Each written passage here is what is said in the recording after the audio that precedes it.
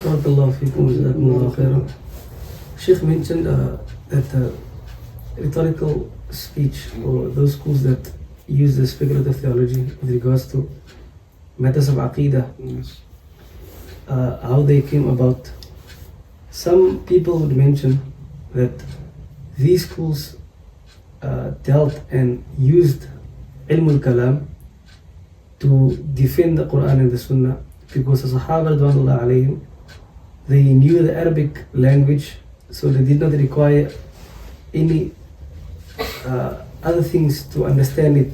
However, since the A'ajim, the non-Arabs, entered into Islam, they required ilm-ul-kalaam to protect the minds of these people from understanding the Quran and Sunnah in the wrong way.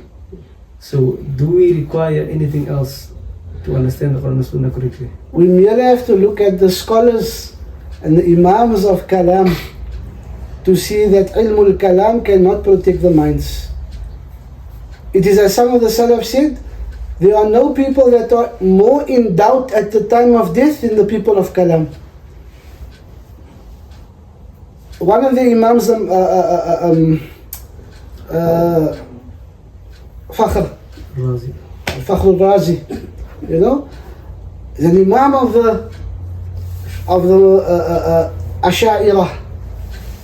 At the time of death, Al-Fakhr, in fact before the time of death, he made tawbah.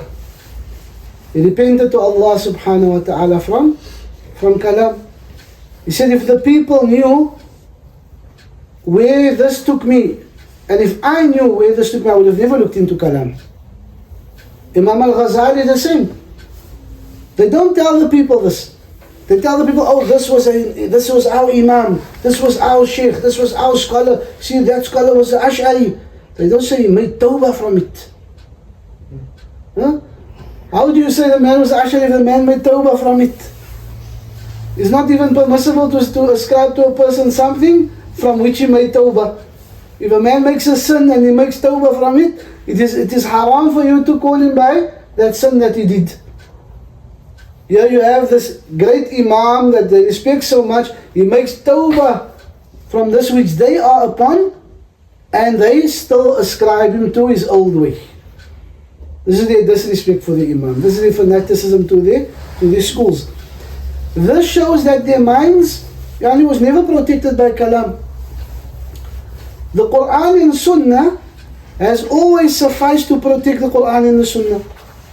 And one of the greatest examples of this is Imam Ahmad, rahimahullah ta'ala. Imam Ahmad ibn Hanbal, when he was tortured to say that the Qur'an is created, belief of the Mu'tazila. He was tortured, whipped, beaten, imprisoned, dragged behind a donkey, right?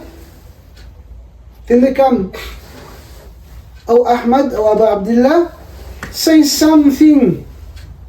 Say something that shows you inclined towards us. You don't even have to say it like we want, to say that it's great. Just say something that inclines towards us. And what will he say? Ya Amir al-Mu'mineen, give me something from the Qur'an and the Sunnah that I might say, and I will say it. Give me something from the Qur'an and the Sunnah. And then the Amir gets angry, he's from Mu'tazila, gets angry and says, beat him. And they beat him until he's unconscious, and then they come to him when he wakes up and throw him with water and say something. Amir says, say something inclining to me and I will set you free with my own hands. Ya Amir, give me something from the Qur'an and the Sunnah to say, and I will say it. Allahu Akbar. Qur'an and the Sunnah that Allah revealed cannot defend and cannot protect the minds of the people. Why did Allah reveal it? If it is to protect us from corruption in all senses, imagine. Corruption in our worldly lives, corruption in our daily lives, corruption in our intellects, in our beliefs, in everything. The Qur'an and Sunnah saves us. You come and you say, no, it was not enough to save us. We needed to come up with this new philosophies and ideologies and things. This is why, subhanallah, all the Imams of Ahlul Sunnah, Imam Malik, Imam Shafi, Imam Ahmad ibn Hanbal, their students and colleagues, all of them refuted kalam. This is another thing they don't tell the people. There's another thing they don't tell the people. When they say to the people, oh, our Imam, what this young guy said now in one talk, one clip that I saw, our Imam Ash-Shafi'i. You're not a follower of Imam Ash-Shafi'i, you are a Sufi Ash'ari. Imam Shafi'i refuted the Ash'aris, refuted Kalam, generally, before the Ash'aris even, and he refuted the Sufis. So how is he your Imam, if you are a Sufi and an Ash'ari? Imagine, you say our Imam Shafi'i, but you are a Sufi and an Ash'ari. Imam Shafi'i refuted the Sufis and the Ash'aris.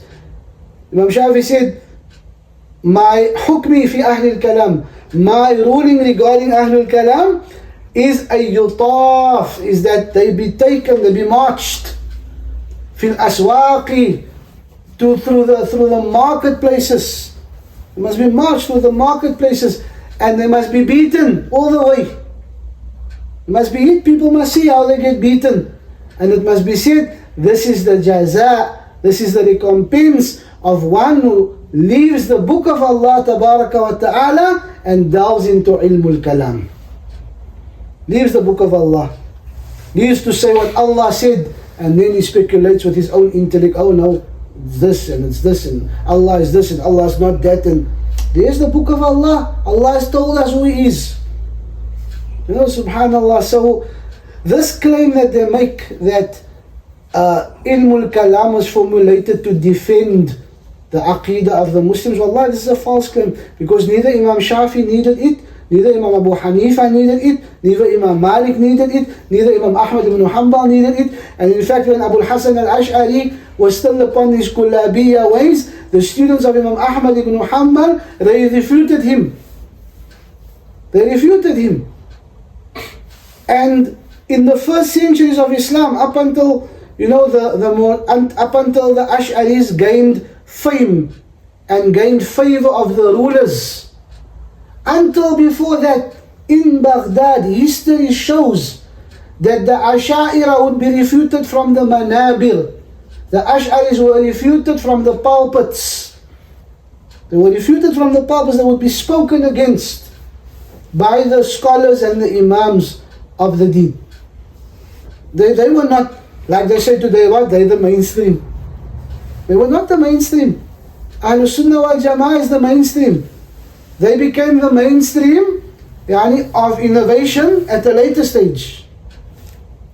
So their aqidah, subhanallah, I said that ilm-ul-kalaam was derived or was formulated to defend the Qur'an and the Sunnah.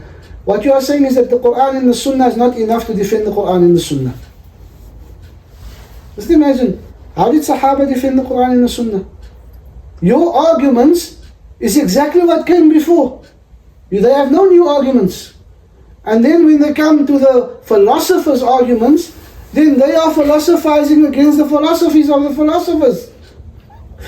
You know, subhanallah. Whereas the believer in the Qur'an and the Sunnah, when he says, قال Allah, قال Rasulullah, this suffices the believer. You know, this is why Imam Shafi'i, rahimahullah ta'ala, and this is a very beautiful statement. And for Ahlul Sunnah, for the Salafis, Imam Shafi'i is our Imam. He's our Imam. Imam Ahmad is our Imam. Imam Malik is our Imam. Abu Hanifa is our Imam. The Imams of Deen is our A'immah, because they are one Aqidah. That which is in the Qur'an, that which is in the Sunnah. Not your kalam, not your speculative theology, not your philosophies. Right? So they are our Imams. Wallahi, there's no people that follow and honor the Imams more than the Salafis. No people that follow them and honor them, honor their legacy, honor their knowledge, more than those who ascribe themselves to the Salaf al-Salih, because the Imams were from the Salaf al-Salih. You know, so Imam Shafi'i, let me get back to that statement of Imam Shafi'i. Imam Shafi'i, rahmahullah ta'ala, this is well known from him. He said, كل العلوم إلا القرآن مجهلة. He said, all of the sciences except the Qur'an is مجغلة. is preoccupation. All sciences except the Quran, it just keeps you busy. It's just preoccupation. إِلَّا الْحَدِيثَ وَالْفِقَّ فِي الدِّينِ, except for the hadith and the fiqh of the deen. Right? Then he says, الْعِلْمُ مَا قِيلَ فِي قَالَ حَدَّثَنَا. Knowledge is that in which it is said, he narrated to us. يعني علم الآثار بالإسناد بالأسانيد. Right? Knowledge of the narrations. He narrated to us, saying he narrated to us, saying he narrated to us from the Prophet sallallahu alaihi wasallam. This is what he's saying. Knowledge of the hadith and knowledge of the narrations. He says, Al-ilmu ma qila fi qala haddathana. Knowledge is that in which it is said, he narrated to us, وَمَا سِوَى ذَاكَ وِسْوَاسُ الشَّيَاطِينِ. And what is besides that is the whisperings of the devils. This ilm-ul-kalaam, when you look at the Quran and you say, you know what, this doesn't mean this. It means something else. Did Allah say so? Did Rasulullah sallallahu alaihi wasallam say so? Did any of the Sahaba say so? No. Now where you get it from? Wiswasu shayatini, the whisperings of the devils. You know, so this ilm-ul-kalaam, which the Ash'aris and the Maturidis are the forefront of ilm-ul-kalaam in today's time. And then many of the other people of philosophy and so they use ilm-ul-kalaam. But ilm-ul-kalaam was refuted by all the Imams of Ahlul Sunnah wal Jama'ah. So it is not, in fact you mentioned, Ustad, that they say it was developed to defend the Quran and the Sunnah. Some of them they say ilm-ul-kalaam wa ilm-ul-tawheed. Ilm-ul-kalaam is the ilm of tawheed. This, they say knowledge of kalam is the knowledge of tawheed. Now we say, imagine all the Imams rejected ilm-ul-kalaam. So none of them knew tawheed. Huh? None of them had tawheed. But the tawheed they had, you know, subhanallah, it was not your ilm-ul-kalaam. This must be clear to people, that what the Imams were upon and the Ahlul Sunnah was upon is not what the Ash'aris today are upon. Wallahi, the Ash'ari can't even teach the people his aqidah. The Ash'ari hides his aqidah from the people. The Ash'ari hides his aqidah from the people. The general people will never accept his aqidah.